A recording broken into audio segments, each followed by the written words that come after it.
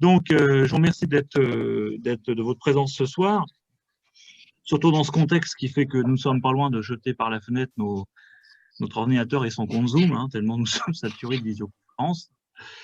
Mais la technique est magique, elle nous permet de nous retrouver pour discuter d'un sujet passionnant, l'information, la connaissance et ce que nous en faisons. Donc, cher Gérard, je vais présenter rapidement l'assaut parce que vous, évidemment, vous l'avez certainement découvert à l'occasion de mon mail. J'imagine que vous ne nous connaissiez pas. On est moins connu que vous, que Nabila ou que Maradona. Et donc, je vais vous présenter. Ensuite, je vous présenterai et on ouvrira la session des questions. Alors, nous, on fait partie du réseau des associations des IUT. L'association, elle compte environ 150 membres d'enseignants et d'enseignants-chercheurs, et elle existe depuis une petite vingtaine d'années. Et l'idée de départ, c'est que nous enseignons tous l'expression communication et la culture, les humanités aussi, on peut dire ça comme ça. Et l'idée, c'est qu'au départ, on est souvent des enseignants du secondaire et qui viennent de quel univers? Alors, des lettres modernes, de la linguistique, des enseignants-chercheurs qui viennent de la 9e section, de la 71e section, les sciences d'information et de communication.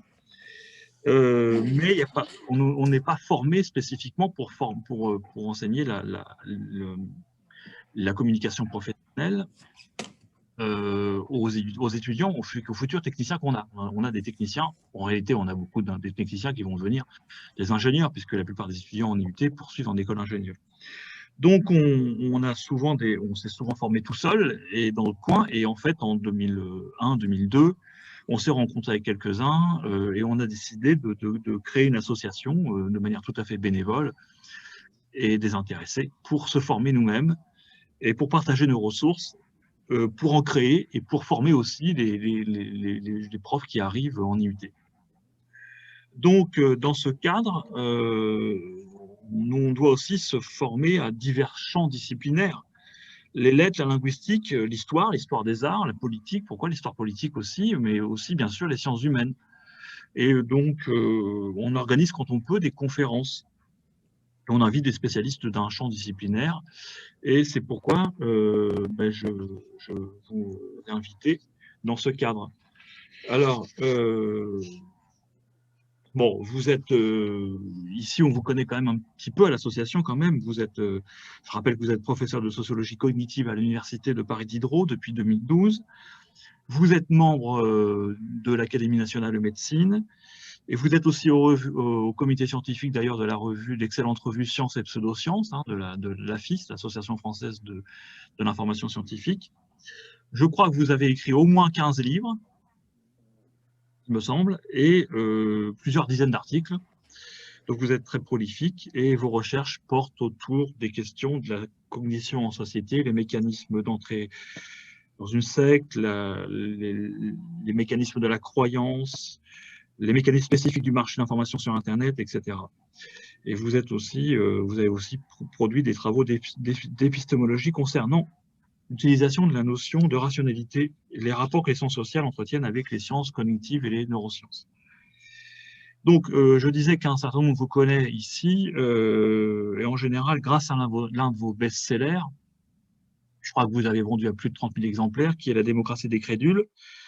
Moi, c'est un livre qui personnellement m'a marqué quand je l'ai découvert en 2013, parce que vous forgez ce terme, démocratie des crédules, et que nous, enseignants, avec d'autres acteurs, nous essayons de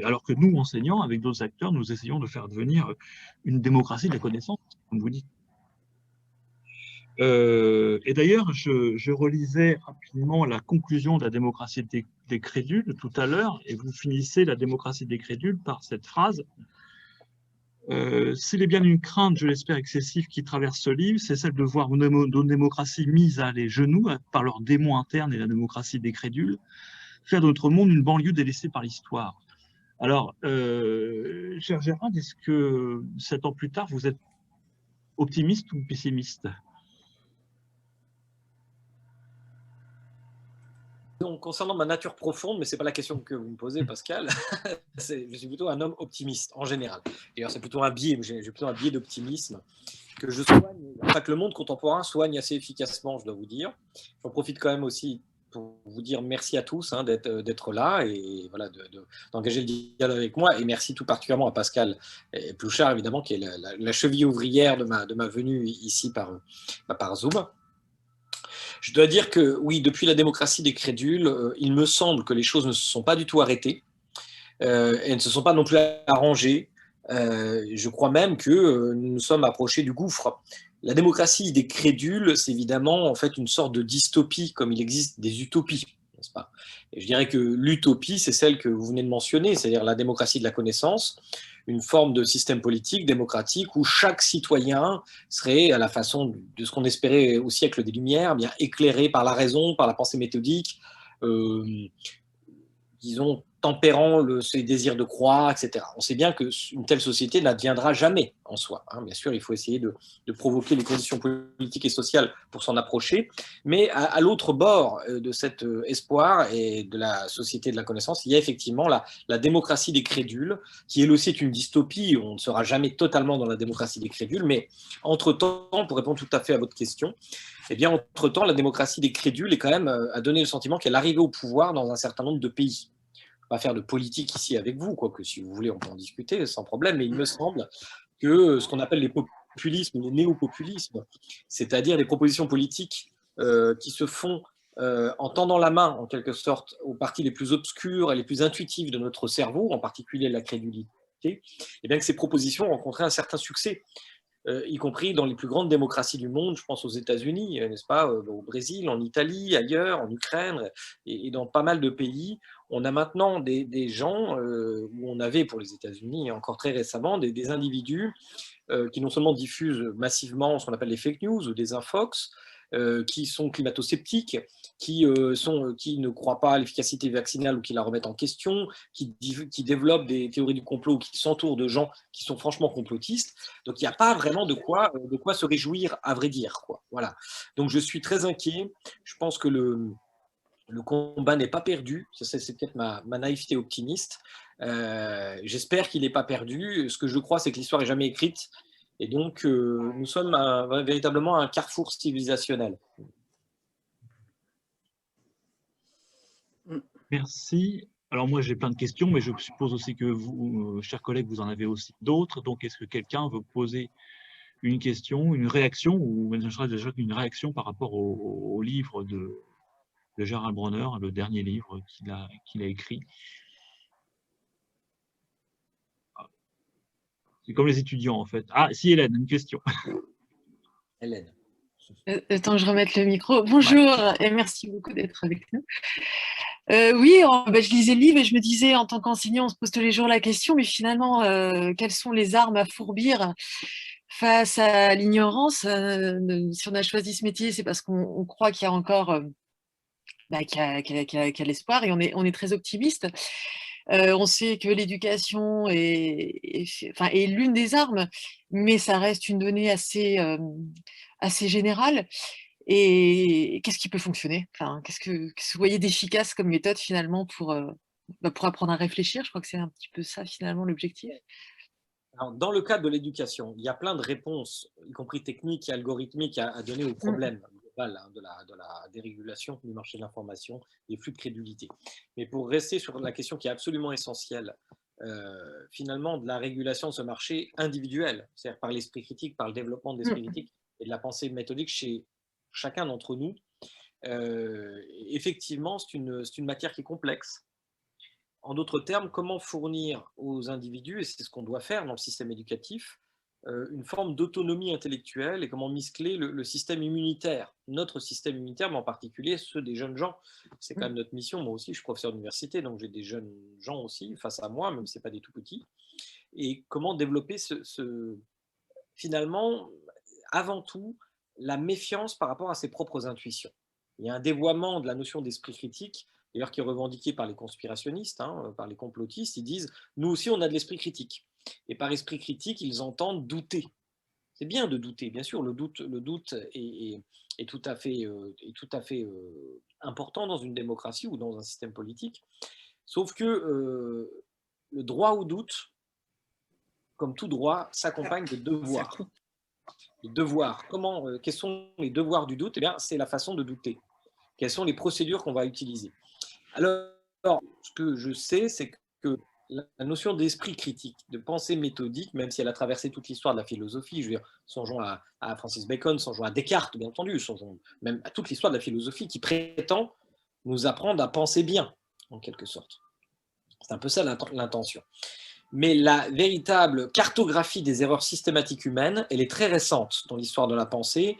Elle date grosso modo vraiment massivement de la fin des années 70 et des années 80, avec 2 auteurs, mais il y en a beaucoup d'autres ensuite, qui s'appellent Amos Tversky et Daniel Kahneman. Daniel Kahneman, c'est un prix Nobel d'économie, et qui a identifié, ils ont identifié, et puis avec d'autres ensuite, des erreurs de raisonnement systématique. Et ces erreurs, elles sont très, très... peuvent être, comment dirais-je, très troublantes. Je vais vous en donner un petit exemple, mais si vous m'avez lu, vous le connaissez déjà, hein, mais donc je ne vous teste pas. Simplement, je vous le donne au cas où vous ne connaissiez pas cet exemple. C'est un des exemples les plus connus qu'on utilise dans un test qui s'appelle le CRT, un test de stimulation de la pensée analytique. C'est une batte de baseball et une balle de baseball ensemble valent 110 euros. Et la batte vaut 100 euros de plus que la balle. Donc la question, c'est combien vaut la balle? Et notre intuition, nous le sentons bien, nous suggère, quand nous ne connaissons pas le problème en tout cas, de répondre 10 euros. Si les deux valent ensemble 110 euros, que la batte vaut 100 euros de plus, on a tendance à penser que du coup la balle vaut 10 euros. Et ça, c'est faux, évidemment. C'est typiquement le genre d'intuition que notre cerveau peut avoir en se trompant. C'est faux parce que si la balle vaut 10 euros, je vous donne quand même la réponse, hein, je ne vais pas trop vous frustrer pour ceux qui ne connaissent pas le problème. Si la balle vaut 10 euros, bah, la batte qui vaut 100 euros de plus, elle vaut 110 euros. Donc 110 plus 10, c'est pas bon, ça fait 120. La bonne réponse, c'est 5 euros. Et 5 euros, vous voyez bien que c'est une réponse assez contre-intuitive. 5 euros, bah, c'est bon parce que la batte vaut 100 euros de plus, donc elle vaut 105 euros. 105 plus 5 égale 110, et on est bon. Vous voyez que c'est un problème de maths, de cours élémentaires, quoi, disons. Et donc, ce n'est pas une question d'intelligence ou de niveau de mathématiques. C'est vraiment des formes de réflexes mentaux qui sont à l'intérieur de notre cerveau. On pourra réfléchir ensemble sur le pourquoi. Il y a des propositions de réponse qui sont un peu hypothétiques. Mais tout ça pour dire que cette cartographie de l'erreur, elle nous permet aussi d'avoir une ingénierie, de développer une ingénierie de l'esprit critique. Sauf que pour l'instant, les effets de cette ingénierie ont encore été peu testés. Il y a un état de l'art qui date de 2015 sur l'esprit critique et qui dénombrait, je crois, 600 ou 700 articles sur le développement de l'esprit critique. C'est très peu en matière de science. Ça veut dire que c'est une science qui est tout à fait nouvelle. Et on essaye au sein du Conseil scientifique de l'éducation nationale, avec des gens comme Elena Pasquinelli, je ne sais pas si vous la connaissez, mais elle est très active dans une association qui s'appelle La Main à la Pâte, qui fait un travail, je trouve, assez admirable. Et bon, sous la tutelle de Stanislas Dehaene, qui est un de nos meilleurs spécialistes du cerveau, bien, on essaye de développer des expérimentations qui vont montrer, ou pas d'ailleurs, si la façon d'enseigner certaines disciplines et certains sujets qui sont contre-intuitifs, comme l'histoire de la batte et de la balle, par exemple. Prenez la théorie de l'évolution. La théorie de l'évolution qui a 150 ans, maintenant, un peu plus de 150 ans, elle est très contre-intuitive. On croit qu'on a compris Darwin, mais la plupart du temps, quand on interroge vraiment les gens, on s'aperçoit qu'ils n'ont pas compris les mécanismes darwiniens. En fait, ils sont finalistes, ils sont un peu crypto-lamarckiens, et ils croient que c'est du Darwin, mais ce n'est pas du tout ça.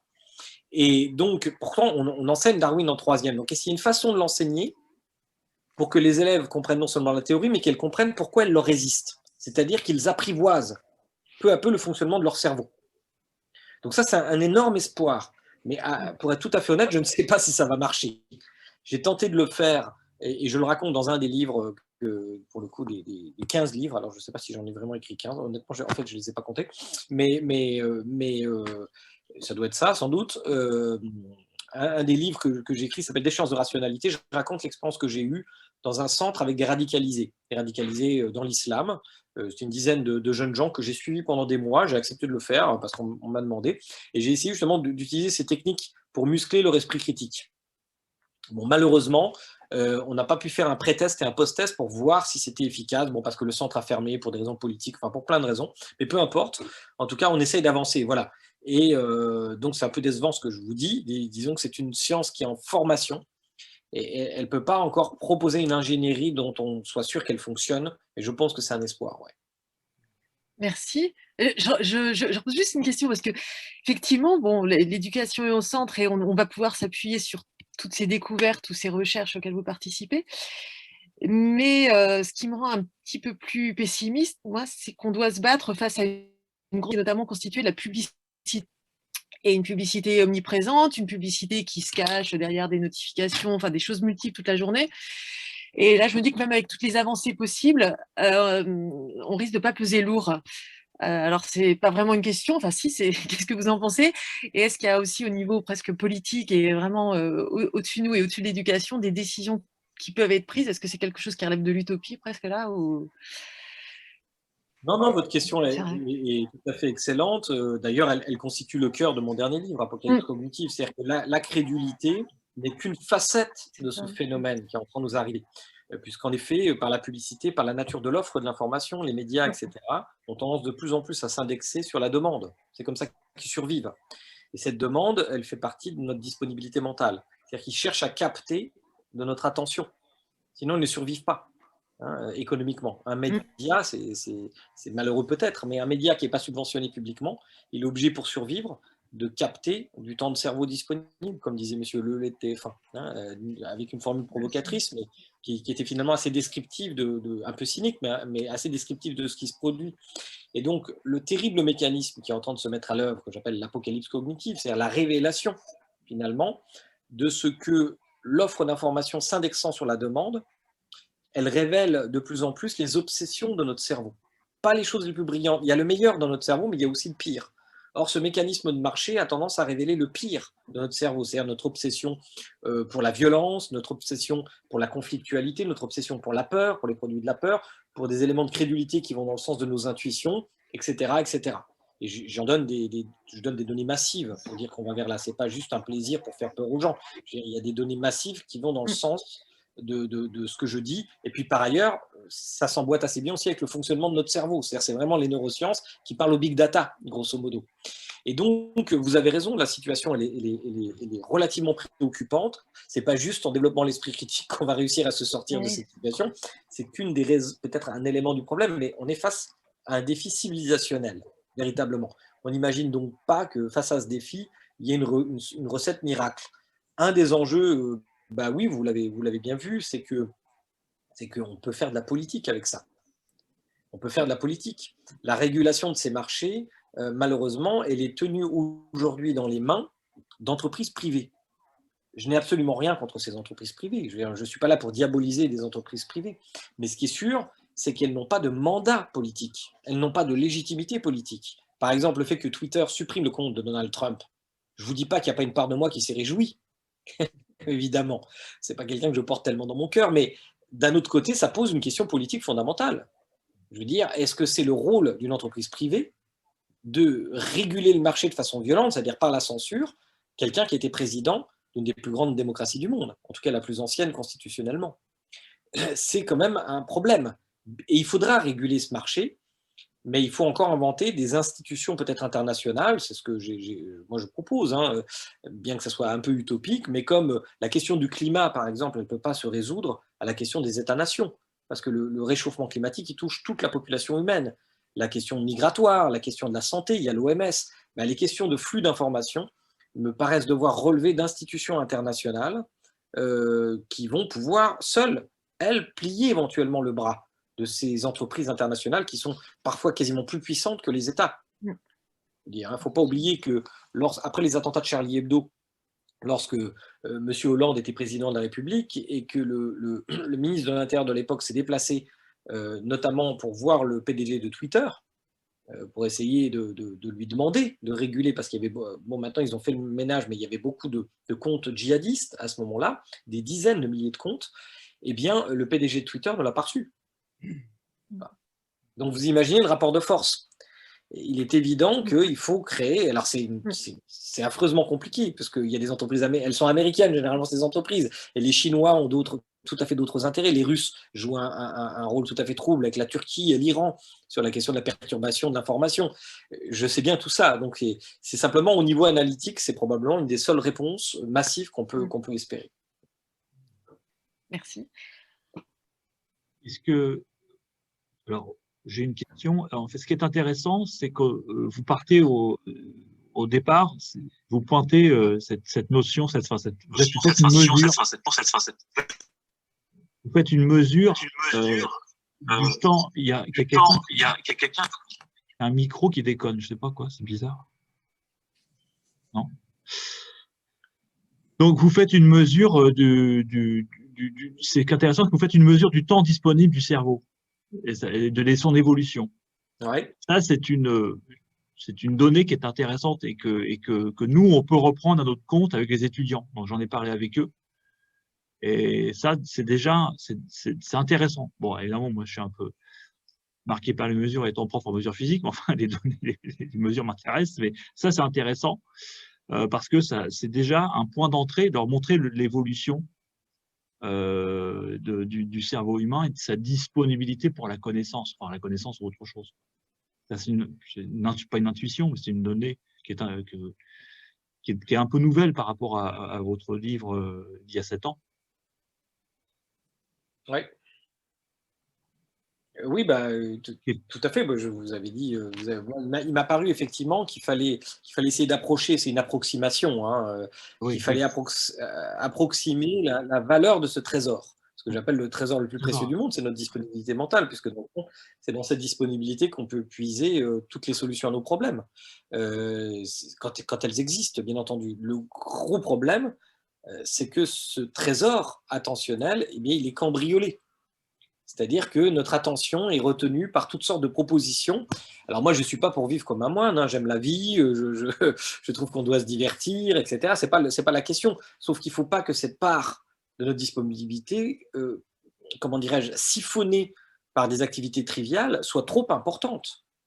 Et alors, on a effectivement, entre le 19e siècle et le 20e siècle, probablement multiplié par 8 en France, le volume de cette disponibilité, qui tient simplement à l'augmentation de la productivité du travail, par exemple. Hein. On a moins besoin de travailler, on travaille beaucoup moins d'heures, donc la part de journalière de travail, elle est moins importante. Hein. C'est à peu près 40% de notre temps éveillé au 19e siècle était consacré au travail. Aujourd'hui, c'est 11%, si ma mémoire est bonne. Donc on voit bien que cette part consacrée au travail, elle fond, ça c'est plutôt une bonne nouvelle. Parce que finalement, bon, on aime tous travailler, mais il ne faut pas oublier que l'étymologie du terme travail, c'est un engin de torture, hein, au départ.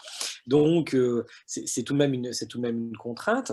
Et puis, l'augmentation de l'espérance de vie, enfin, toute une série de facteurs macrosociaux et macroéconomiques aboutissent à l'augmentation vertigineuse de cette disponibilité. Mise en regard de l'augmentation tout aussi vertigineuse de la disponibilité de l'information, c'est une deuxième bonne nouvelle. En fait, ça commence par deux bonnes nouvelles. Mais c'est la rencontre de ces deux facteurs qui provoque en quelque sorte la catastrophe.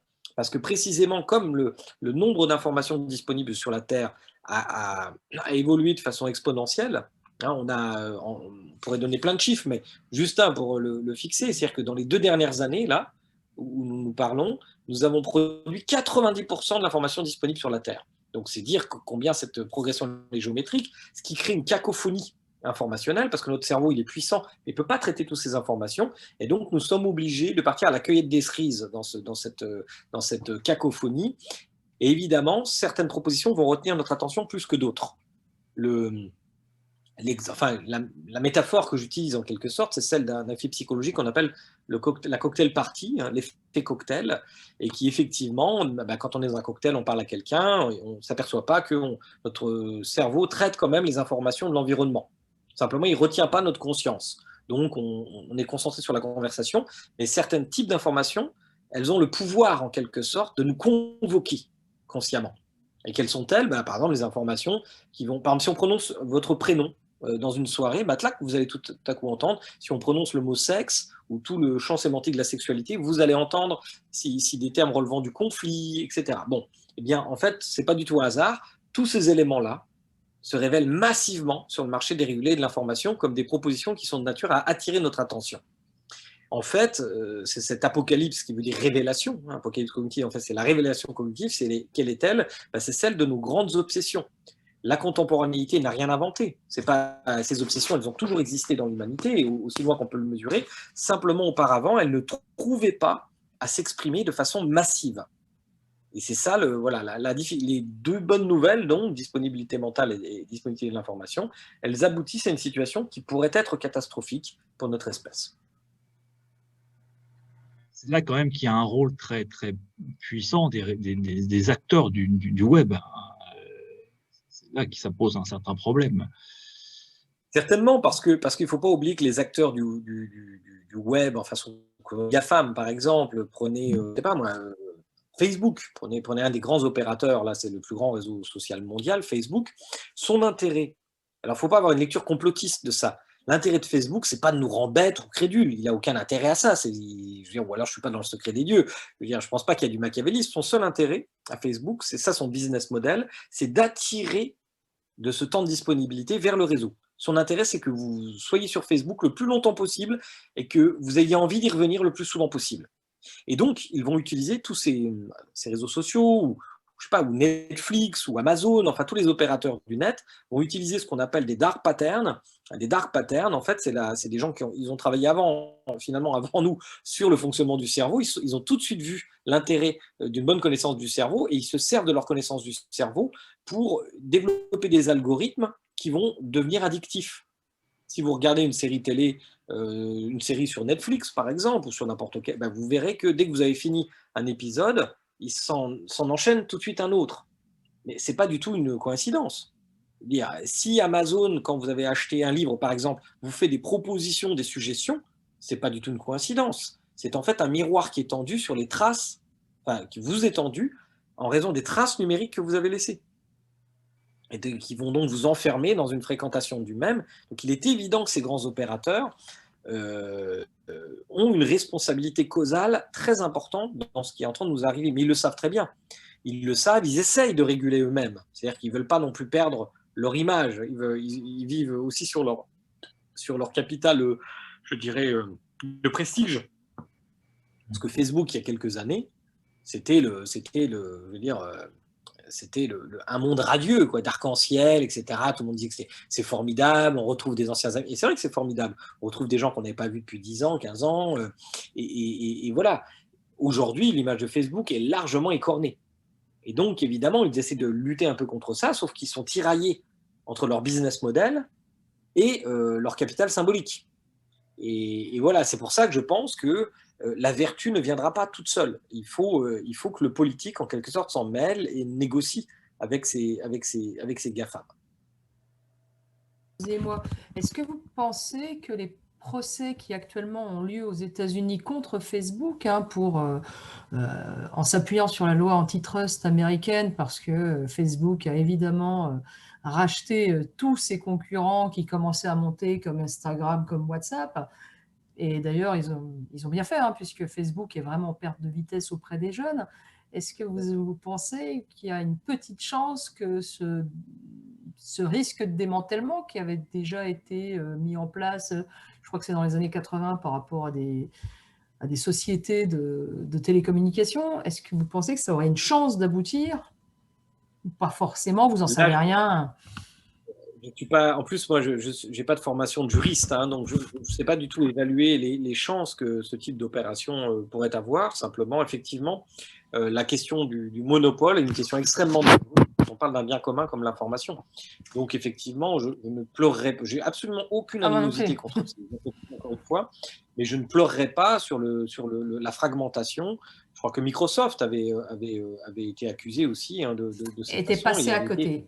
Était passé à côté de très peu, mais le boulot était passé à côté. D'accord. Vous voyez, je ne me rappelais plus, en fait. Il y a eu un procès, mais ils ont été, on leur a juste dit, il ne faut pas obliger les gens à acheter Word, etc., en même temps que l'ordinateur. Donc, vous avez le droit de les installer. C'est exactement ça. Mais si quelqu'un veut l'enlever, ça doit être possible. Mais c'est tout ce qui a été fait. Oui, et c'est pas grand-chose, du coup, parce qu'on voit bien, en effet, combien certains logiciels sont... oui, le danger, c'est sans doute le monopole, parce qu'effectivement, le monopole peut créer une contrainte ensuite.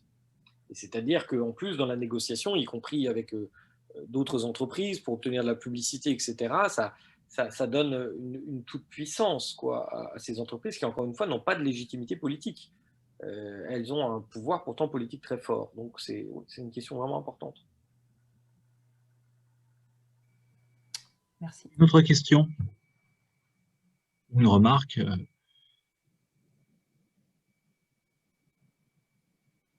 Il n'y en a pas d'autres. Moi, je veux bien en reposer une pour revenir. Vous parliez tout à l'heure du Conseil supérieur de l'éducation. Et donc, on y réfléchit aux moyens d'éduquer et à l'école de manière générale. Mais est-ce que des pistes sont aussi lancées pour ce qui entoure finalement l'apprentissage, les enfants, les ados? Et alors, j'ai un peu une fixation là-dessus, mais peut-être ce qui concerne la publicité. À une époque, je ne sais pas si c'est encore le cas, mais certains pays scandinaves interdisaient les publicités utilisant des enfants, que ce soit des publicités dirigées vers eux ou des publicités pour des voitures dirigées vers les parents, mais on n'avait pas le droit d'utiliser des enfants. Est-ce que ce genre de choses serait encore possible aussi? Et est-ce que ça ne serait pas judicieux, est-ce que c'est peut-être une des pistes, qu'elle soit aussi traitée par les mêmes personnes qui sont amenées à réfléchir sur l'éducation au sens large, hein, citoyenne, intellectuelle de nos enfants. Il pourrait y avoir aussi le fait d'appliquer vraiment l'obligation, je crois, alors je ne sais pas si ça vient de Facebook ou si c'est légal, que les enfants de moins de 13 ans n'ont pas le droit normalement d'avoir 2 comptes sur certains réseaux et obliger les marques, d'une manière ou d'une autre, ou en tout cas les inciter fortement à respecter des engagements qu'elles auraient en ce sens-là. Est-ce que Oui, vous alors êtes là, amené à donner des ça avis relève là-dessus aussi, quoi? ça relève de périmètres très, très différents. Je veux Ouais, dire, le Conseil scientifique de l'éducation nationale, c'est vraiment sous la tutelle du ministère de l'Éducation ouais. nationale. Donc, le périmètre d'action, les prérogatives sont limitées. Sur la question de la publicité, je ne sais pas, peut-être le CSA aurait par exemple plus de légitimité à intervenir, mais bon, le CSA me paraît avoir des interventions bien faibles par Ouais. rapport au problème.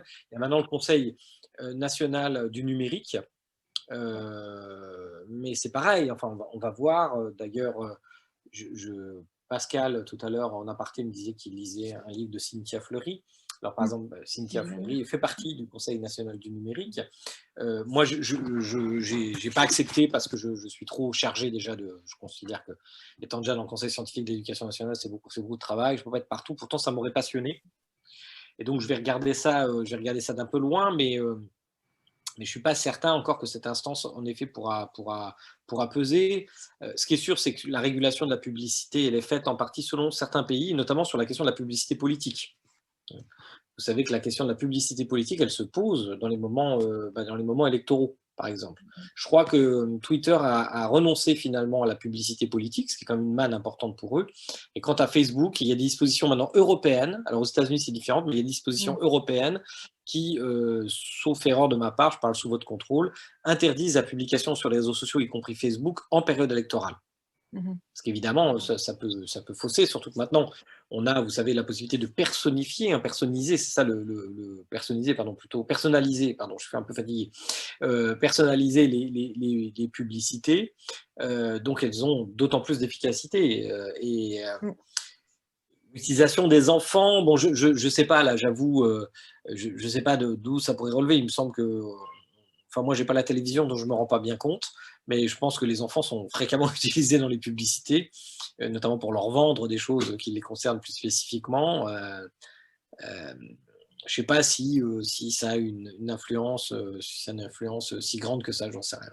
En tout cas, il y a un certain nombre de faits inquiétants. C'est que notamment avec le neuromarketing et Mmh. puis le développement des influenceurs qui sont en fait des vendeurs de produits, qui est énorme. Alors, il y a notamment Delphine de Vigan qui vient de sortir son dernier roman là-dessus, hein, sur ces enfants proies. Ouais. Alors là, on est mal parti sur ce domaine, puisque par exemple, Zara a supprimé des magasins parce qu'il il fait uniquement sa publicité sur Internet et sur les réseaux, parce que c'est moins cher pour eux, d'une part, et il récompense quelques influenceurs ou quelques influenceuses. Toute la mode, par exemple, enfin, vous connaissez peut-être ça mieux que moi, parce que je ne suis pas une fashion victime, contrairement à toi, Hélène, par exemple. Et, Oui, il y avait mais bon, Arte hier soir, je reconnais l'émission que tu cites, ah c'est pour oui, ça. entre autres, oui, J'ai voilà. regardé aussi. Oui, c'était intéressant, mais là, moi, je crois que je suis en train de lire le bouquin, le dernier roman de Delphine de Vigan qui en parle. Et là, on est là sur le neuromarketing et sur Ouais. la publicité sur Internet. Là, on est un peu mal parti, là, parce que là, les réseaux sociaux ont trouvé un nouveau moyen de faire de l'argent, quoi. Bon, ça nous éloigne un peu de notre sujet, mais enfin, Oui, c'est. sauf que là, cette manne publicitaire, elle échappe en partie aux réseaux sociaux. Je ne sais pas comment ils se rémunèrent par les influenceurs, mais Oui. Il est évident que les influenceurs, c'est un sujet comment dire, très nouveau. Ils font du placement de produits, enfin après chacun a sa spécialité, mais les gros influenceurs, moi je suis très étonné de voir des personnes de télé-réalité. En fait, maintenant on n'appelle plus ça des gens de télé-réalité, on appelle ça des influenceurs par ailleurs, quoi. Alors ils ne recouvrent pas l'intégralité des influenceurs, mais je vois qu'ils ont, c'est des gens qui peuvent avoir 2, 3, 4 millions de personnes qui les suivent. Ça c'est relativement stupéfiant. Et ça se passe, alors voilà, sur Instagram, sur des réseaux comme ça. Et ils ont évidemment, ils gagnent beaucoup d'argent, ils ont une possibilité surtout de créer ce qu'on appelle des relations parasociales. Ça, le problème, c'est qu'on a une impression de proximité avec ces gens. Comme on les suit, on regarde leur vie quotidienne, et on sait que la psychosociologie nous a montré que la persuasion est aussi beaucoup liée au rapport affectif que vous pouvez avoir avec quelqu'un. Et ce rapport parasocial vous donne le sentiment d'avoir un rapport un peu affectif avec quelqu'un. C'est pour ça que vous faites beaucoup plus confiance, par exemple, à votre médecin de famille qu'à un médecin en général. Parce que vous avez, non seulement il est compétent, mais aussi vous avez un rapport de proximité affective. Donc tout cela doit dire, j'ai pas encore vu, je me suis un tout petit peu intéressé à ça, mais j'ai pas encore vu, parce que c'est difficile d'obtenir des données pour raisonner un peu rationnellement, j'ai pas encore vu de grands travaux qui faisaient le point là-dessus, mais il est évident que c'est une lame de fond, quoi. Il est évident que c'est une lame de fond. Quand des individus, c'est ça qui me frappe, sont en fait totalement inconnus du grand public. Si vous faites un sondage pour savoir qui est Julien Tanti ou je sais pas quoi, je présume qu'ils sont des acteurs de la télé-réalité, en fait, des Marseillais, par exemple. En fait, je présume que c'est des individus qui n'apparaîtront pas dans les sondages. On dit, est-ce que vous savez qui est cette personne? Je pense que la plupart des gens ne sauront pas qui est cette personne, et pourtant, ils ont des millions de gens qui les suivent. C'est tout à fait paradoxal. Ce sont des notoriétés qu'on appelle des notoriétés de niche. C'est des gens qui sont de niche, ils vont faire des... Ou alors on voit des youtubeurs, par exemple des gens d'extrême droite, des gens comme le Raptor Dissident ou Papacito, des gens comme ça, qui sont absolument inconnus du grand public, et quand ils font une vidéo, elle est vue des centaines de milliers de fois. Ce qui permet de concurrencer des médias, quoi, par exemple. Hein. Il y a certains médias qui font moins, moins d'auditeurs ou d'écoute que cela. Et donc, ce qui me frappe, c'est qu'en réalité, la plupart des commentateurs ne voient pas ces lames de fond. C'est ainsi, par exemple, qu'on n'a pas vu apparaître le mouvement des Gilets jaunes. Tout simplement parce que ce mouvement des Gilets jaunes, il s'est d'abord fomenté en quelque sorte dans un certain nombre de groupes qui s'appelaient Colère 54, Colère, voilà, selon les départements, qui étaient dans des groupes ou bien publics, mais souvent privés, mais de toute façon même publics, les gens qui ne connaissaient pas ces groupes n'allaient pas forcément s'y intéresser. Et en fait, ce réseau Colère, il a préparé l'apparition des Gilets jaunes qui tout à coup a stupéfié tout le monde, et en particulier le pouvoir. C'est-à-dire que nous sommes rentrés en raison de ces lames de fond qui ne sont pas forcément visibles par tous socialement, dans une grande imprédictibilité politique. Il est très difficile de tout à coup de prévoir que ce type de mécontentement va se transformer en mouvement politique. Bon, et les Gilets jaunes, c'était quand même assez incroyable d'un point de vue politique, même si ça n'a rien donné pour X raisons. Il n'y a pas eu de débouché véritablement politique, mais c'est quand même quelque chose qui a paralysé quasiment la France pendant plusieurs mois, et qu'on n'avait pas... 2 semaines avant, personne n'aurait soupçonné ça. Laetitia.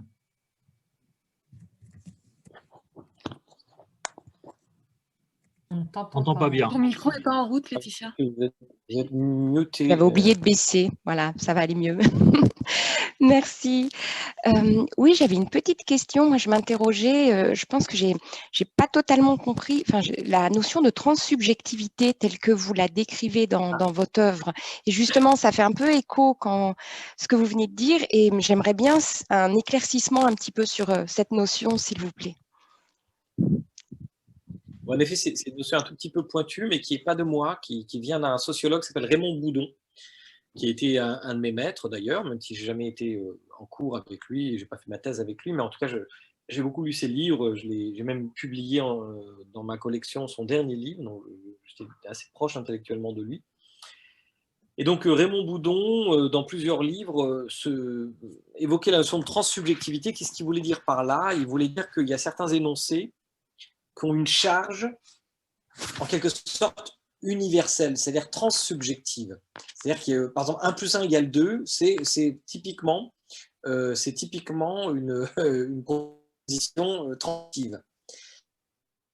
Cette transsubjectivité des idées, elle ne relevait pas seulement de la catégorie du vrai et du faux, mais elle pouvait aussi relever de la catégorie du bien et du mal, par exemple, ou de certains systèmes politiques. Par exemple, il pensait que la démocratie, comme système politique, avait une puissance plus transsubjective que, je ne sais pas, la monarchie. Pour quelles raisons? Parce que simplement les raisons qui la fondent, elles sont plus audibles par un esprit moyen. C'est-à-dire, la monarchie, c'est l'idée que la légitimité politique, elle vient du sang. Bon, là, c'est une idée un peu bizarre quand on y réfléchit bien. Nous, on y est habitué. Mais supposons que vous évoquiez ce système politique à quelqu'un qui n'a jamais connu la monarchie. Il est peu probable qu'il soit convaincu. Alors que la démocratie, vous l'expliquez, il est plus probable qu'un tel esprit neutre, on va dire, qui n'a pas entendu parler d'aucun système politique, qui serait un être humain, dans une situation un peu curieuse, hypothétique, il est probable, disait Raymond Boudon, qu'il soit ceteris paribus, c'est-à-dire toutes choses égales par ailleurs, plus convaincu par la proposition d'un système politique démocratique plutôt qu'un système politique monarchique. C'est ça la transsubjectivité d'une idée. C'est la capacité d'une idée à se transmettre d'un cerveau à l'autre, quelle que soit sa culture, quelle que soit sa sensibilité personnelle. C'est transsubjectif. Voilà. Je ne sais pas si j'étais clair. Julie, tu avais une question. Vous êtes nouveau, je vois à vos gestes et à votre sourire qu'on s'est compris. Oui, bonjour. Donc, dans votre livre, en fait, vous avancez quelques pistes pour retrouver une forme de re-régulation du marché cognitif, notamment remettre peut-être le récit rationaliste au cœur de l'espace public et également la défense de la rationalité dans le débat public. Est-ce que vous pouvez nous en dire un petit peu plus ? Oui, c'est vrai que ça peut paraître enfoncer des portes ouvertes dans le fond, parce que la défense de la rationalité dans le débat public, ça semble aller de soi. Peut-être qu'il y a 20 ou 30 ans, ça m'aurait paru ridicule de défendre cette idée. Seulement précisément, on a l'impression, même si personne ne dit officiellement, moi je vais diffuser des propositions intellectuelles qui sont contre la rationalité, évidemment, quoi. Mais quoique, d'ailleurs, la rationalité est philosophiquement attaquée beaucoup par le relativisme, par exemple, c'est-à-dire l'idée selon laquelle certains énoncés seraient descriptivement supérieurs à d'autres, et attaquée, par exemple, au sein de ma discipline, dans la sociologie, il y a, pas tous les sociologues loin de là, mais il y a un certain nombre de sociologues qui défendent le constructivisme social massif, c'est-à-dire l'idée que même les énoncés scientifiques sont de pure construction sociale, ce qui est vrai, elles sont des constructions sociales. Les énoncés scientifiques, c'est bien des êtres humains socialisés qui les créent, mais qu'elles n'auraient pas d'autre valeur, en tout cas qu'elles n'auraient pas une valeur supérieure à d'autres types d'énoncés descriptifs, au prétexte qu'elles seraient une construction sociale. Bon, ça peut nous conduire très loin si on commence à prendre au sérieux ce genre de proposition. Ce que je crois que la science fait, c'est pas qu'elle dit le vrai, elle ne peut pas vraiment dire le vrai, parce qu'aucun discours ne peut finalement absorber la question complexe du vrai. Je vais vous donner un exemple. Si vous cherchez à décrire la Terre, la rotondité de la Terre, vous ne trouverez pas un modèle mathématique qui, au micron près, va décrire vraiment la forme de la Terre. Dire que la Terre est ronde, ce n'est pas vrai à proprement parler. Elle n'est pas ronde, ce n'est pas une sphère. Mais dire qu'elle est ronde est beaucoup plus vrai que dire qu'elle est plate. Donc en fait, ce que cherche à faire la science, ce n'est pas tant une prétention de dire le vrai dans sa réalité intime, que de proposer des modèles intellectuels qui sont supérieurs descriptivement et explicativement à d'autres modèles concurrents. Et c'est ce qu'elle a fait, la science. Et en effet, par exemple, sur la question de la Terre plate, sur la question du géocentrisme, etc., elle a produit, ou sur la question de la théorie de l'évolution, elle a produit des énoncés qui, descriptivement et analytiquement, étaient supérieurs à leurs concurrents religieux, par exemple. Bon. Et donc, aujourd'hui, il est nécessaire, en effet, de défendre, à mon avis, la rationalité, parce que cette acception de la rationalité, elle est attaquée. Elle est très fortement attaquée. Et par ailleurs, la rationalité ou le rationalisme, c'est aussi l'idée qu'il y a assez d'humanité en nous pour qu'on puisse se comprendre dans nos erreurs, par exemple, comme dans une proposition qui est justement très transsubjective, une proposition scientifique. Elle est vraie, quand elle est vraie, bien sûr, elle est vraie pour un Français comme pour un Chinois ou comme pour un Africain. Il n'y a pas d'épistémologie locale, il n'y a pas de vérité qui soit seulement locale en science. Vous comprenez? Et donc, je veux dire, l'idée que deux corps s'attirent en fonction de leur masse et de la distance, ce n'est pas quelque chose qui est valable à Venise et pas valable à Tombouctou. Je veux dire, enfin, pour un scientifique, ce n'est pas possible d'admettre cela. Eh bien, pourtant, il y a aujourd'hui des propositions intellectuelles qui, en effet, visent à rompre, à fracturer cet universalisme intellectuel. C'est un socle épistémique commun. Par exemple, dans ma discipline, certains vous disent « vous ne pouvez pas comprendre, faire une étude, par exemple, sur les transsexuels si vous n'êtes pas vous-même transsexuel. » Donc ça, c'est la fin de la science pour moi. C'est-à-dire c'est la fracture d'un socle commun. Bien sûr, je ne peux pas ressentir émotionnellement tout ce qu'une personne qui a changé de sexe, par exemple, a pu ressentir, mais je peux quand même le reconstruire intellectuellement. C'est-à-dire qu'il n'y a aucune expérience humaine qui m'est totalement étrangère. C'est aussi ça le rationalisme. On peut contester ce point de vue, mais si vous regardez, par exemple, rien qu'avec la fiction, vous voyez bien qu'on peut voir des films iraniens, chinois, si vous êtes un peu cinéphile, ou coréen, ou que sais-je, vous avez une impression d'étrangeté, parce qu'il y a évidemment un exotisme qui est lié à une culture différente, une façon de jouer, des façons de manger, que sais-je, enfin. Mais vous comprenez parfaitement l'histoire. Vous n'êtes pas étranger à l'histoire, aux émotions, à la notion de vengeance, d'amour, ou même au raisonnement, puisqu'il y a des enquêtes policières. La Corée, par exemple, produit un certain nombre de films, la Corée du Sud, de films policiers, des thrillers, qui sont parfaitement compréhensibles pour chacun d'entre nous. Et je suppose que les films qui sont faits en Occident sont parfaitement compréhensibles pour ces citoyens de pays à des cultures très différentes. Il y a donc, moi je défends l'idée qu'il y a en effet un socle commun, ce qui ne nie pas nos différences culturelles, ça n'a rien à voir, mais il y a assez d'humanité en nous pour qu'on puisse défendre cet universalisme et donc le rationalisme. Parce que le rationalisme, qu'est-ce que ça veut dire? C'est l'idée qu'on peut tous accéder à un raisonnement méthodique, sauf à vraiment des déficiences cognitives, être handicapé par exemple, ça c'est possible. Mais pour un esprit normalement constitué, nous pouvons, par exemple, l'exemple de la batte et de la balle de baseball que je vous ai donné tout à l'heure, peut tous nous tromper, ou plus ou moins facilement. On peut comprendre pourquoi, même si on ne se trompe pas, on comprend l'intuition qui conduira à nous dire 10, et on peut aussi tous comprendre la raison pour laquelle ce n'est pas 10, c'est 5. Bon, même si je suis allé peut-être un peu vite tout à l'heure, peut-être tout le monde n'a pas bien compris, mais peu importe. En tout cas, si on prenait le temps avec un crayon, etc., tout le monde comprendrait. C'est ça le pari du rationalisme, c'est qu'il y a un socle cognitif commun, et donc des invariants mentaux. Mais pour ça, effectivement, faut l'accepter. Et donc, c'est redevenu un combat théorique aujourd'hui, un combat intellectuel. Ouais. Oui, mais il faut aussi trouver le langage pour que les gens accèdent, comprennent en fait aussi. Bien sûr. C'est le travail des pédagogues, bien entendu. Oui, non, il faut faire en sorte que la science en général et la raison puissent parler, puissent être entendues par nos cerveaux. Sachant que certaines propositions intellectuelles, encore une fois, elles partent avec un avantage concurrentiel par rapport à la rationalité et à la science, notamment la crédulité. Donc il faut que, bien ceux qui défendent la pensée méthodique apprennent le fonctionnement du cerveau pour pouvoir bien permettre à ce cerveau de donner le meilleur de lui-même plutôt que le pire.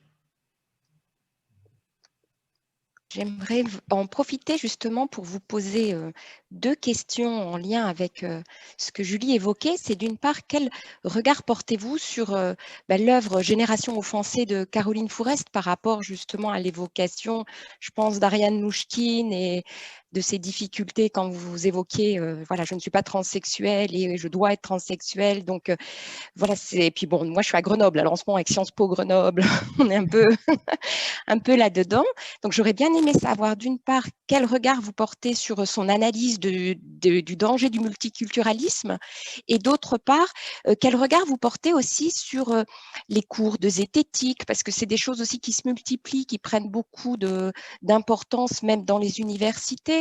Voilà, voilà, ça m'intéresse de savoir justement par rapport à ces cours ou comme ces chaînes, la tronche en biais, etc., hygiène mentale, ce que vous pensez qu'elles peuvent apporter en pédagogie à nos étudiants, à notre jeunesse, quoi. Merci. Alors sur la première question, Je vais être bref parce que je n'ai pas lu le livre de Caroline Forest. Honte à moi, sans doute. Mais Caroline Forest, par ailleurs, est une amie, donc je ne veux pas dire non plus que je suis neutre sur ces questions. Et de ce que j'ai entendu, par contre, dans certaines interviews, je suis assez d'accord avec son analyse.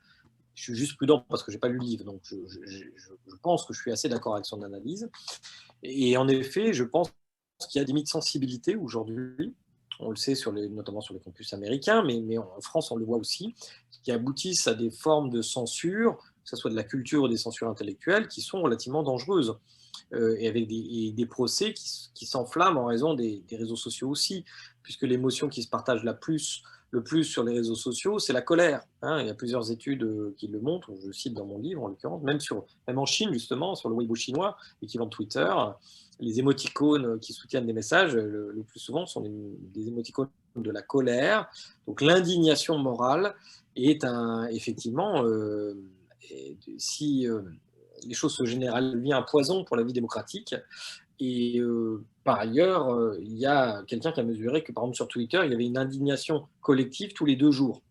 Donc ça fait beaucoup. C'est-à-dire que, d'ailleurs, on le voit bien, là, si on prenait déjà rien que les animations sur cette semaine, je suis sûr qu'il y en a au moins 3 ou 4.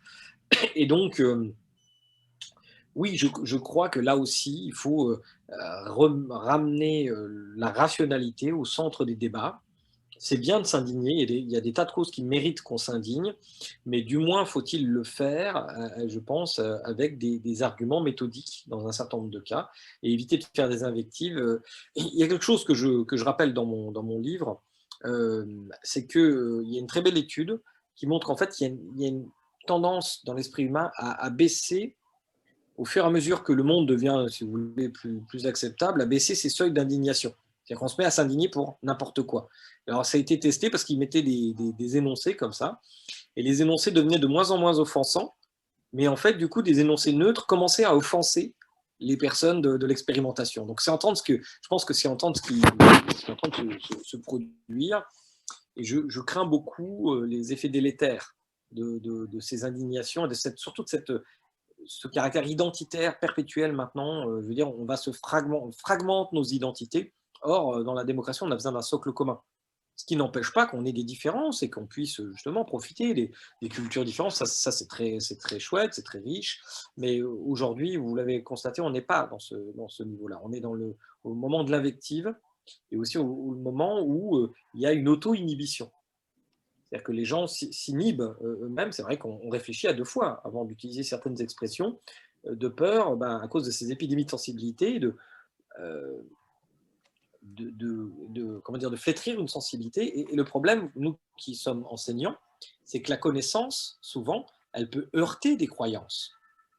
Et donc, si on commence à tenir compte des sensibilités croyantes de nos étudiants, moi, par exemple, je ne pourrais rien dire sur la théorie de l'évolution.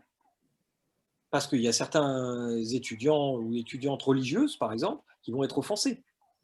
Alors moi, je regrette, mais la connaissance a des droits que la crédulité ne saurait réclamer. Et ménager des espaces de sécurité pour les crédules dans les espaces d'enseignement, c'est à mon avis la négation même de ce que c'est une université. Il ne s'agit pas de faire de la provocation pour faire de la provocation, c'est pas ça que j'évoque, bien entendu. Il faut être tout simplement respectueux, mais il n'y a pas de prise en compte de sensibilité. On ne doit pas prendre en compte les sensibilités lorsque l'on défend tout simplement la connaissance et la science. Et cela, à mon avis, ne souffre d'aucune exception. Sur le point de la zététique, oui, la zététique, ça veut dire l'art du doute. C'est quelque chose qui a été créé par Henri Brock en France. C'est un physicien de Nice Antipolis. Et puis qui est redevenu très très à la mode, je pense aussi en raison des flux de crédulité. Donc on cherche un peu il y a de très bonnes chaînes.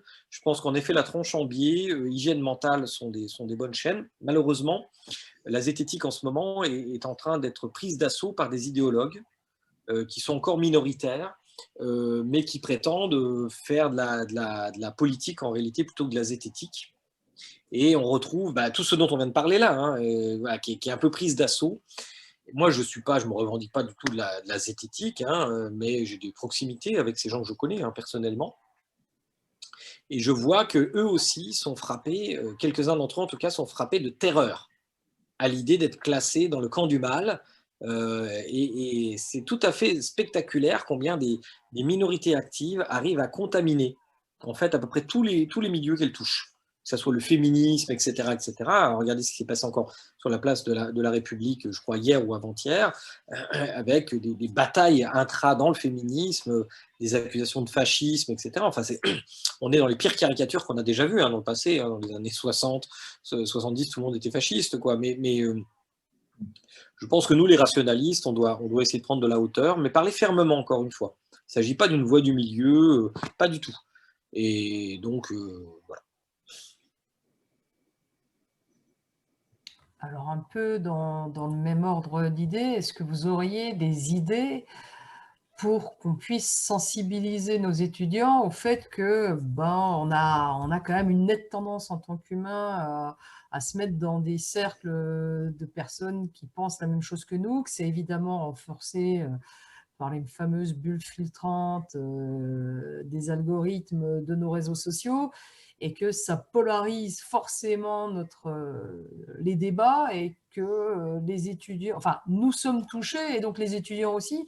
Est-ce que vous auriez des idées pour leur permettre de le comprendre vraiment? Enfin moi il se trouve que j'ai des étudiants en informatique, donc je leur fais étudier des textes qui parlent de ça, mais je suis loin d'être convaincu que ça suffise, quoi. C'est une question difficile. En réalité, le premier réflexe qu'on pourrait avoir, qu'on pourrait leur suggérer, bien sûr, il y a des bulles de filtrage, enfin, ce qu'on appelle aussi, par ailleurs, c'est autre chose, les chambres d'écho. C'est surtout dans les chambres d'écho que se font les problèmes de polarisation. Ce qu'on peut suggérer comme exercice, c'est de demander systématiquement aux étudiants, par exemple, leur faire une recherche Internet, mais avant qu'ils fassent cette recherche, d'écrire noir sur blanc ce qu'ils croient qu'ils vont trouver. C'est-à-dire quelles sont leurs croyances concernant le sujet. Et puis, s'ils le peuvent, quels sont leurs désirs concernant le sujet. Qu'est-ce qu'ils auraient envie de trouver, c'est-à-dire dans le sens, qu'est-ce qu'ils jugent préférable. Évidemment, selon leurs convictions politiques, morales, ils vont trouver certaines informations plus désirables que d'autres. Et les faire réfléchir déjà sur la contamination du croire par le désir, c'est tout à fait fondamental. C'est écrire noir sur blanc, par exemple, les stéréotypes qu'on a, parce qu'on a tous des stéréotypes. Personne ne vit sans stéréotypes. Écrire noir sur blanc ces stéréotypes, c'est déjà se donner la chance de prendre un tout petit peu de distance par rapport à cela. Et puis effectivement, la fréquentation d'une pluralité de sources, mais pour autant de sources sérieuses, c'est-à-dire il ne s'agit pas d'aller lire des sites conspirationnistes non plus, mais par exemple, il me semble de bon augure de consulter par exemple des médias, des journaux, d'essayer de les lire ensemble, qui auraient une sensibilité de droite et une sensibilité de gauche, et puis regarder l'écart entre les deux, mais ça ce sont des exercices qui je pense sont assez classiques, pour bien voir en effet... Alors il y a un exercice qui avait été fait qui était intéressant, c'était à Québec. On avait demandé à des étudiants, indépendamment de leurs convictions, d'écrire une dissertation en faveur ou en défaveur de l'indépendance du Québec. Et on s'était aperçu que les étudiants qui avaient argumenté en faveur d'eux ou en défaveur, de façon totalement artificielle, ils avaient conscience que c'était un exercice artificiel, mais étaient influencés par le fait d'avoir pris position, d'avoir cherché des arguments. C'est ce qu'on appelle le biais de disponibilité, c'est-à-dire que quand vous creusez des arguments, vous aurez plus en tête les arguments quand même en faveur, même si vous étiez vous-même au départ en défaveur, eh bien ça va assouplir. Alors du coup, c'est un drôle d'exercice, mais ça peut être un bon exercice. Et un autre exercice aussi, c'est d'aller contre ses propres croyances, c'est-à-dire de proposer de rédiger une rédaction, c'est-à-dire de mettre noir sur blanc les croyances qu'on a sur un sujet. Ok, tu crois ceci, tu crois cela, c'est peut-être vrai d'ailleurs, peu importe. Tu as envie que ceci soit vrai, d'accord, maintenant, fais une rédaction, fais une dissertation où tu essayes de contrarier ça. C'est une façon d'aller contre son biais de confirmation. C'est une façon d'élargir sa propre chambre d'écho, en quelque sorte, parce qu'on est nous-mêmes une chambre d'écho. Et donc, ce sont des petits exercices. Il y avait un exercice qu'on appelait la mort subie aussi. Il faisait ça dans les entreprises, vous voyez, comme quoi on peut s'inspirer de tout.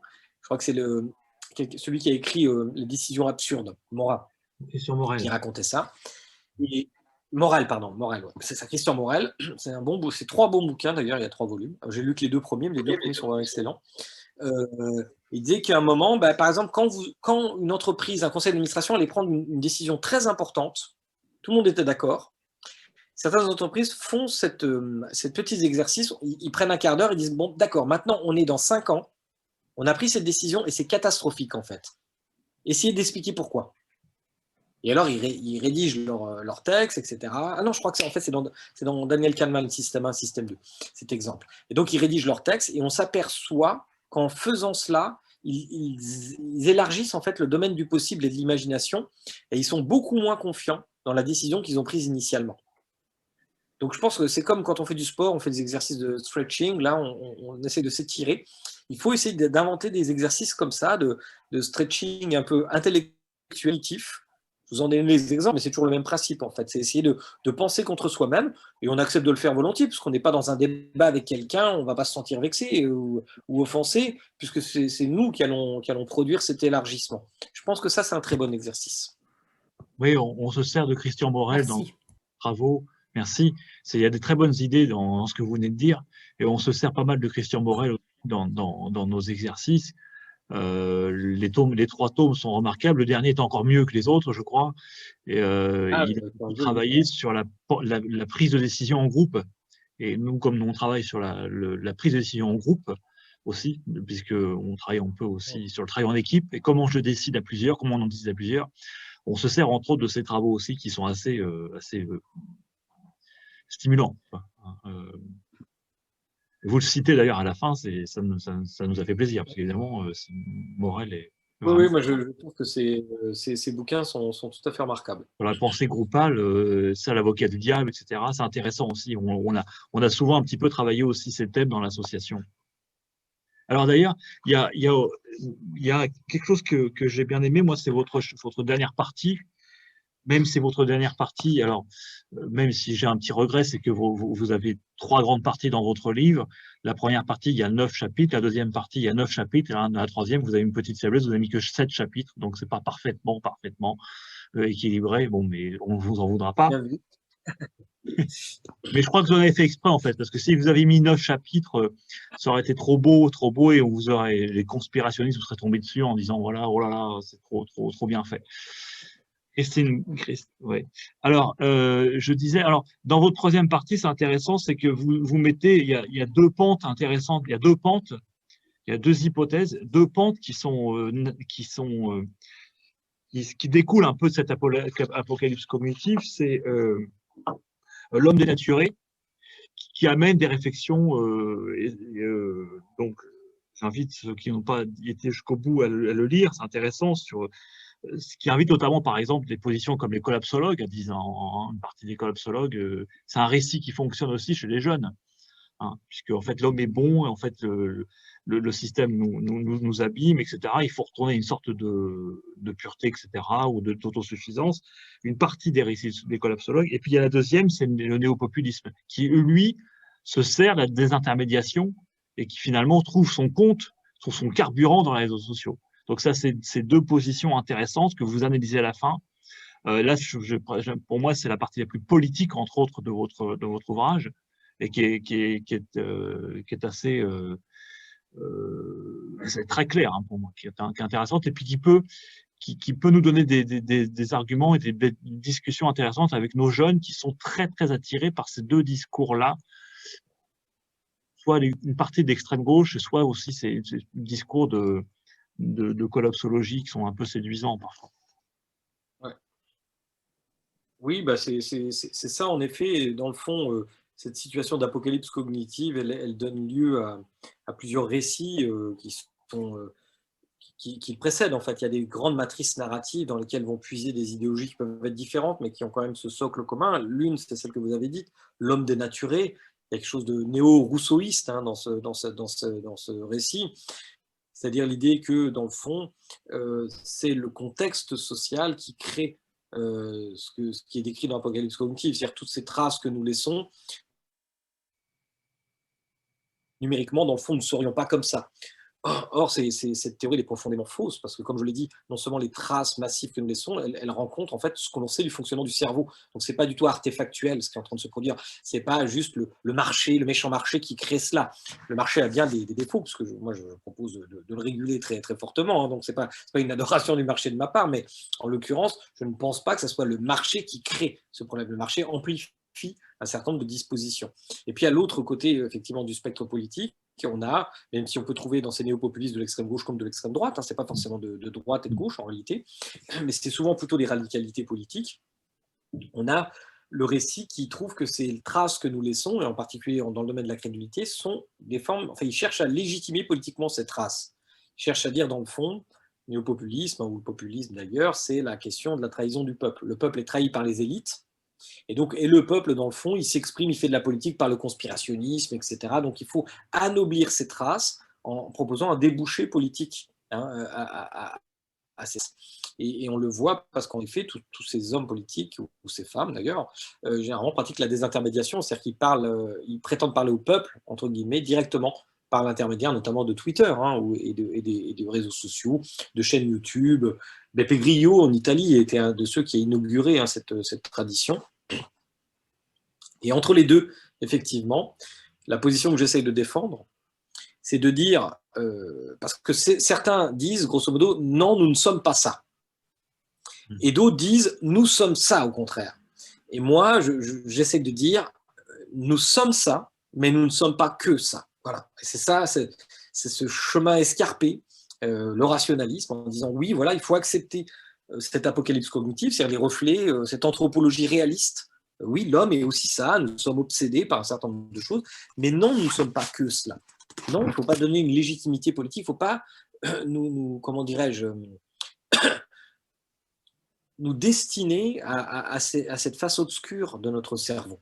Cette face, elle existe, il faut l'accepter, sinon aucun système politique ne pourra tenir durablement en niant cette réalité de l'être humain. Là, je développe notamment beaucoup d'utopies. Il y a beaucoup d'utopies concrètes qui ont essayé de se faire sur des bases d'anthropologie naïve. Et ça s'est toujours effondré, ça ne peut pas tenir. Et ça devient des enfers, généralement, tout simplement, parce que c'est une négation même des grands invariants de l'espèce humaine. Mais encore une fois, il n'y a pas de fatalité. N'assignons pas notre espèce à ces traits. Acceptons-les. Essayons de voir comment, justement, on peut faire de la politique à partir de là pour créer un environnement social, numérique, informationnel, qui nous permette, en toute probabilité, de ne pas en être les esclaves et d'en demeurer les maîtres. Ah oui, vous êtes absolument contre la paresse mentale, parce qu'en fait, ces voies obscures sont des voies paresseuses, notamment par exemple le néopopulisme, voie paresseuse. Et alors que nous sommes devant, enfin vous dites que nous sommes devant un défi civilisationnel, puisque nous devons en fait, on se rend bien compte, avec tous les problèmes actuellement qu'on vit, qu'on doit arriver à une coopération internationale sur énormément de choses. Et que la coopération est absolument fondamentale. C'est même presque peut-être certainement une question de survie. Là effectivement, c'est une voie difficile. Je le crois. Je crois que Christine, tu voulais poser une question. Ouais. Oui, c'est un nouvel humanisme, certainement. Oui. Non, j'écoute avec intérêt. Ah, je sais pas, je crois que tu avais levé la main. Excuse-moi. Je viens en poser. Cécile. Oui, excusez-moi, donc je vous ai écouté avec beaucoup d'intérêt, merci beaucoup. Et donc vous avez cité Cynthia Fleury, et moi je suis en train de finir son livre Sigil amer, guerre du ressentiment. Et du coup, j'arrêtais pas de penser à l'articulation entre votre dernier livre et son livre, et je trouve que c'est assez stimulant, parce que vous dites que l'apocalypse cognitive, c'est la mise en lumière en fait de toutes nos obsessions et leur amplification.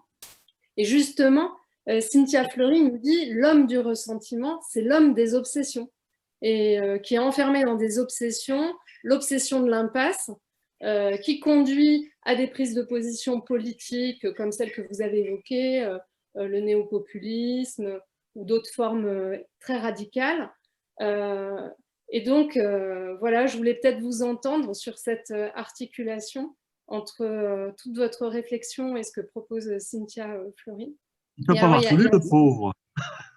Non, alors j'ai lu Cynthia Fleury, mais pas ce livre-là, vous me donnez envie de le lire. Ceci dit, pareil, ouais. Cynthia est une amie, donc on s'entend dans le meilleur des mondes et on dialogue souvent, ça m'est souvent arrivé de faire des conférences conjointement avec elle ou des débats, mais je n'ai pas lu ce livre aussi, en effet. Mais ceci dit, la question du ressentiment, elle est effectivement centrale. La notion de frustration relative, elle est très importante dans ce que j'écris en général, que ce soit dans un livre qui s'appelait La pensée extrême, hein, c'est une des phases qui explique la radicalisation. Mais dans le conspirationnisme, par exemple, beaucoup d'enquêtes montrent que c'est une variable qui permet de l'expliquer, c'est aussi le sentiment de perte, de dépossession, n'est-ce pas? Et donc de frustration qui est très forte. Et là aussi, les réseaux sociaux aiguisent beaucoup notre frustration parce qu'une façon de nous comprendre, de nous évaluer nous-mêmes, c'est en général de se comparer aux autres. Les exemples que je donne dans le livre sont assez nombreux, mais je trouve très amusants, qui viennent de collègues. Par exemple, on sait que les Allemands de l'Est, au moment de la réunification, se sont considérablement enrichis, hein, forcément, mais par contre, ils étaient plus malheureux. Et ils étaient plus malheureux, pourquoi? Parce qu'ils arrêtaient de se comparer aux autres pays du pacte de Varsovie et commençaient à se comparer économiquement aux Allemands de l'Ouest. Et donc, en fait, ce n'est pas la somme globale que vous avez objective, c'est la façon dont vous allez vous comparer. Et de la même façon, il y a une étude qui montre que ceux qui ont des médailles d'argent aux Jeux Olympiques sont plus malheureux que ceux qui ont des médailles de bronze. N'est-ce pas? Parce que là aussi, ils ne se comparent pas aux mêmes choses. Alors, les réseaux sociaux sont terribles pour ça. Et il y a 2 études qui montrent que quand on consulte Facebook ou Instagram, on en ressort plus malheureux après qu'avant.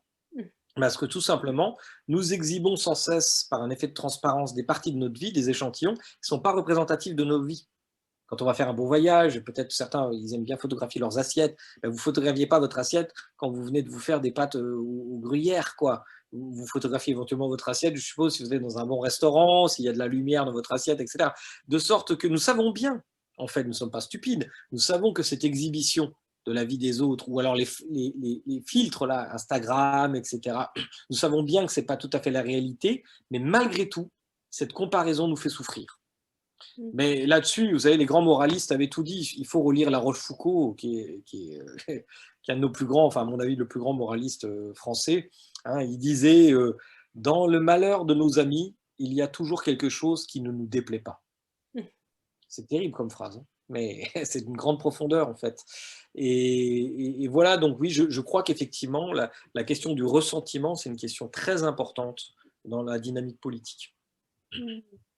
Et oui, et Cynthia Fleury d'ailleurs termine son livre sur la sortie de l'amertume par une sortie sur la mer, et donc cette image très belle de l'ouverture. Et je pense que peut-être une des pistes justement pour sortir de ces obsessions qui alimentent le ressentiment, hein, il faut pratiquer l'ouverture et en tant qu'enseignant, favoriser cette ouverture, ce stretching mental que vous avez mentionné, hein. Et oui, oui, oui, c'est très important. Voilà, ouvrir l'espace mental. C'est pas facile en période de confinement. Je crois qu'il y a une... Merci Cécile. Moi aussi, j'ai trouvé pas mal d'échos. Je suis en train de lire le livre de Cynthia Fleury, je crois qu'il est vraiment très intéressant, qui vient de sortir il y a peut-être 2 mois à peu près, donc un peu récent. Il y a une question de Guillaume. Oui, alors merci beaucoup là, pour ces discussions qui sont vraiment très intéressantes, sont très fines. Moi, je me demandais comment vous analysiez l'une des formes d'irrationalité, vous me direz si vous êtes d'accord avec ce qualificatif, qui est extrêmement présente dans notre espace public aujourd'hui, qui est la négation ou la résistance face à la question environnementale, à la question climatique. Si on peut considérer que d'un point de vue rationnel, et si on lit les rapports du GIEC, les rapports de l'IPBES, il serait attendu d'avoir un mouvement très important de changement de mode de vie, ou en tout cas de réflexion très importante sur nos modes de vie. Et il y a une résistance extrêmement forte de la part d'institutions qui, par ailleurs, sont représentatrices d'une certaine, sinon rationalité, au moins raison. Les États, les grandes entreprises, les institutions, l'université également est extrêmement réticente à envisager des changements structurels pour faire face aux problèmes environnementaux. Alors voilà, comment vous analysez cette espèce de dénégation, de déni, si on peut dire? Je n'ai pas spécifiquement travaillé sur ce type de croyances, en effet, mais elles sont importantes. Alors, ce que vous m'engagez quand même à conjecturer avec vous, je dirais d'une part que ce qui s'oppose, et ça rejoint quand même la conclusion d'Apocalypse cognitive, ce qui s'oppose à la prise en compte rationnelle d'un danger qui est bien là, qui est déjà là, et qui fait en effet l'objet d'un consensus scientifique, puisque plus de 95% des publications sur la question du climat vont dans le sens d'une perturbation climatique. Donc, il n'y a pas de doute qu'il y ait un consensus scientifique sur ces questions. Mais le problème, c'est que c'est une question bien internationale, en réalité. Elle touche toutes les populations. Et il existe encore des États-nations qui ont des intérêts divergents de ce point de vue. Or, on se trouve dans une situation qu'on appelle en théorie des jeux le dilemme du prisonnier. Le dilemme du prisonnier, je ne sais pas si vous connaissez ce truc, c'est que tout simplement, les individus, dans certains cas, en défendant leur intérêt particulier, concourent au désintérêt général, y compris à leur propre intérêt. Et je crois qu'on est un peu dans une situation comme ça pour les institutions. Après, c'est la question de la pression des opinions publiques. Quand ces institutions sont démocratiques, normalement, elles devraient céder à la pression de l'opinion publique, qui a quand même beaucoup varié.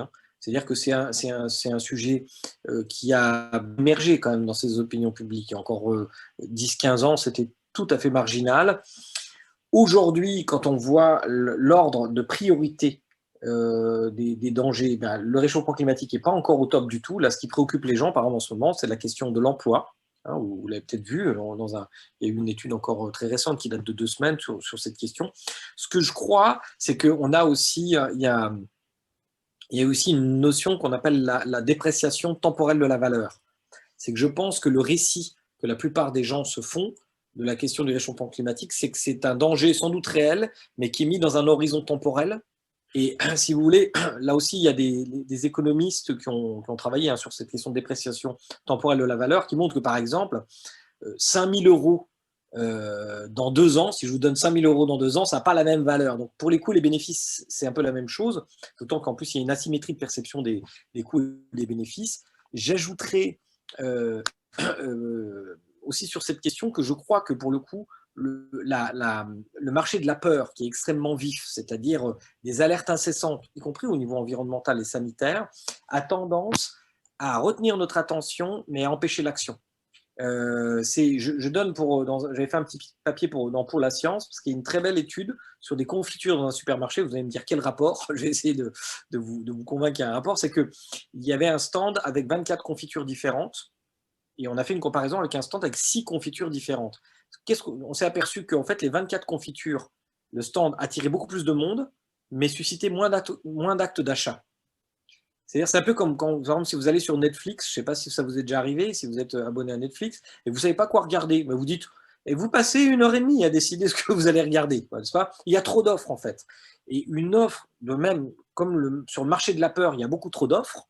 Certaines sont fondées, certaines sont moins fondées, je veux dire, les antennes relais, je ne sais pas quoi, etc., etc. Cette pluralité du panier de la peur, elle crée une conviction qu'on vit dans un monde globalement empoisonné, dangereux, etc., mais elle ne crée pas forcément de processus dynamogène d'action.